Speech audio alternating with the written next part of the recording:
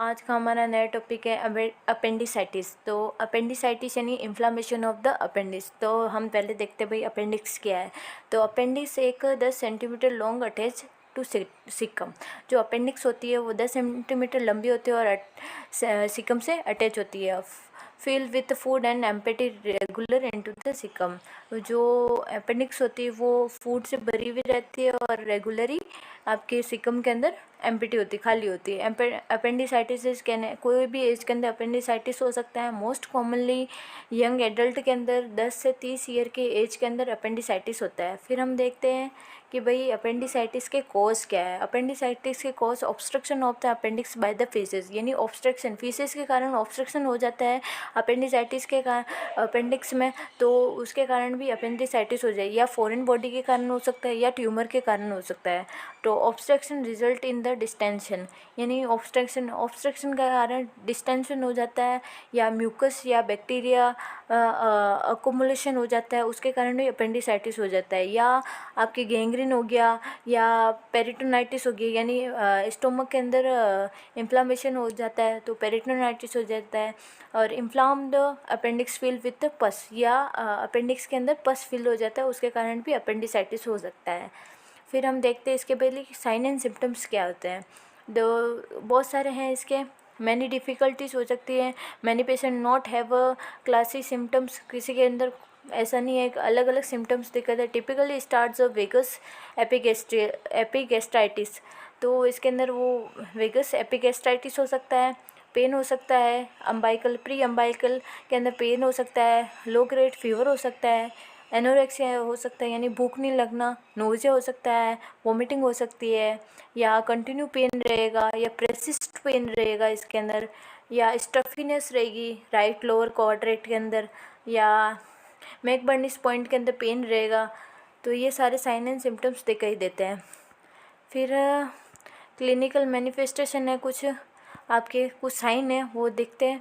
पहले local tenderness of the McBurney's point पे tenderness रहेगी और रिबाउंडिंग टेंडरनेस में भी प्रेजेंट हो सकती है। राउजिंग साइन हो सकता है, या डेफिकेशन के अंदर पेन हो सकता है, या यूरिनेशन के अंदर पेन हो सकती है, या कॉन्स्टिपेशन हो सकता है। ये आपके कॉमनली आपके मैनिफेस्टेशन होते हैं क्लिनिकली। फिर हम देखते हैं भाई इसके कॉम्प्लिकेशन क्या क्या है। तो आपके अपेंडिसाइटिस के कॉम्प्लिकेशन है कि परफोरेशन हो सकता है, पेरिटोनाइटिस हो सकती है, एप्सिस हो सकता है। ठीक है। फिर हम देखते हैं भाई इसके डायग्नोस या असेसमेंट के अंदर क्या क्या हमें असेसमेंट एंड डायग्नोस्टिक फाइंडिंग के भाई डायग्नोस करने पे क्या क्या फाइंडिंग मिलती है। Diagnose basis on the complete physical examination and lab in finding and imaginary stand. जो डायग्नोस होता है वो कंप्लीट फिजिकल एग्जामिनेशन और लैब फाइंडिंग के डिपेंड करता है। तो फिर हम कराते हैं complete physical examination. Complete physical examination में कराते हैं इलियोश्वास मसल्स टेस्ट। इसके अंदर क्या होता है, पेशेंट की राइट थाई होती है उसको होल्ड करना होता है और पेसिवली एक्सटेंशन कराना, हिप का एक्सटेंशन कराना पड़ता है।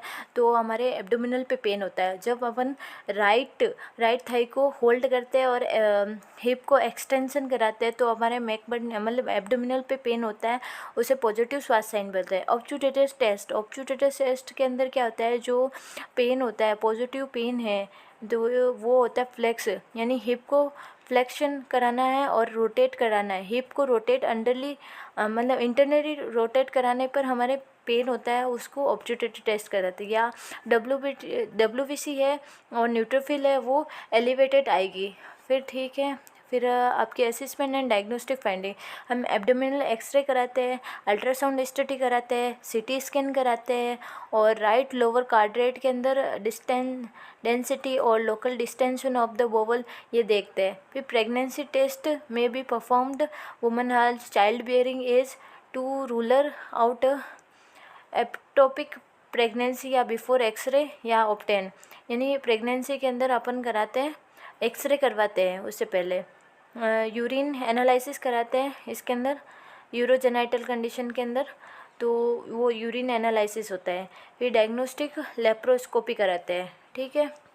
फिर हम देखते हैं भाई इसका मेडिकल मैनेजमेंट क्या होता है। मेडिकल मैनेजमेंट के अंदर तो पहले होता है जो डिले हो जाता है, रप्चर हो जाती है अपेंडिक्स, तो पेरिटोनाइटिस हो जाता है। तो इमीडिएटली अपेंडेक्टोमी कराते हैं। अपेंडेक्टोमी यानी रिमूवल ऑफ द अपेंडिक्स होता है, ठीक है। जनरल आपके कौन कौन से स्पाइनल जनरल एनेस्थीसिया दिया जाता है और इसके अंदर स्पाइनल एनेस्थीसिया करा दिया जाता है। इसके अंदर एक और लेप्रोस्कोपी भी कराया जाता है, लेज़र के माध्यम से अपेंडिक्स को रिमूव किया जाता है इसके अंदर, टू कलेक्ट या prevent fluid and electrolyte imbalance और इन डिहाइड्रेशन। तो इसके अंदर मतलब prevent fluid and electrolyte imbalance को प्रिवेंट करना है, डिहाइड्रेशन को प्रिवेंट करना है, एब्सिस वगैरह को प्रिवेंट करना है। एंटीबायोटिक दी जाती है, आईवी फ्लूइड का यूज़ किया जाता है, सर्जरी जो हम परफॉर्म करते हैं। फिर हम देखते भाई ट्रीटमेंट क्या देते हैं। इसके अंदर पेरिटोनाइटिस और परफोरेशन के लिए आपके ट्रीटमेंट दिया जाता है, आईवी थेरेपी दी जाती है, एंटीबायोटिक होता है, एंटीबायोटिक दी जाती है। सर्जन में भी place in drainage of the abscess, जहाँ से एब्सिस होता है वह ड्रेनेज किया जाता है। After abscess are drained there is no further भी एविडेंस टू इन्फेक्शन। आफ्टर मतलब एब्सिस के ड्रेनेज के बाद में कोई भी एविडेंस नहीं मिलता इन्फेक्शन के, या अपेंडिक्टोमी करा दी जाती है, यानी अपेंडिक्स का रिमूवल करा जाता है।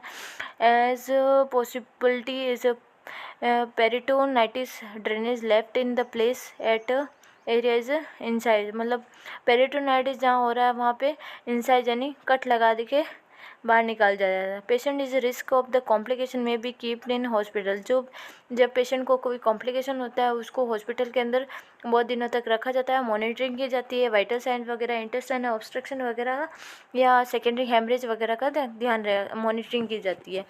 फिर हम देखते भाई इसका नर्सिंग मैनेजमेंट क्या है। तो इसके अंदर नर्सिंग मैनेजमेंट के अंदर अवॉइड लग्जरेटिव एंड इनिमा और लग्जरेटिव का यूज़ नहीं करना है। जनरल लग्जरेटिव या मतलब general laxative should never give when the patient is a fever and nausea and abdominal pain. जो जनरल लग्जरेटिव होते हैं have never give when the patient, मतलब जो फीवर आ रहा है या पेशेंट को एब्डोमिनल पेन है या नोजिया हो रहा है तो उसको लग्जरेटिव नहीं देना है। पेशेंट को एनबीएम रखना है सर्जरी से पहले, ठीक है। आइस बैग का यूज़ करना है, सेडेशन है तो pre and post operative care देनी है, ठीक है। फिर हम देखते हैं भाई नर्सिंग मैनेजमेंट क्या है। तो पोस्ट ऑपरेटिव केयर के अंदर हम देखते हैं कि भाई हाई फाउलर पोजीशन के अंदर लेना है पेशेंट को, पेन मेडिकेशन देनी है, मॉर्फिन सल्फेट होती है वो पेन मेडिकेशन होती है, ऑरल फ्लूइड देना है, एडमिनिस्ट्रेशन कराना है, फूड टू प्रोवाइड टोलरेट, जितना पेशेंट टोलरेट कर सकता है उतना ही देना है, bowel sound normal bowel sound present होनी चाहिए। Discharge first and second day का ध्यान रखना, स्टेबल तो है कि नहीं है। डिस्चार्जिंग टीचिंग में भी appointment is remove the suture, मतलब सूचर्स होते हैं वो 5-7 दिन के आफ्टर सर्जरी के बाद में रिमूव करना है। इंसाइज के मतलब जो आपके जहाँ पे कट किया गया उसकी केयर करनी है। तो हमारा आज का टॉपिक होता है वो ख़त्म होता है। इसकी आपकी PDF हमारे टेलीग्राम चैनल पे मिल जाएगी। Thank you.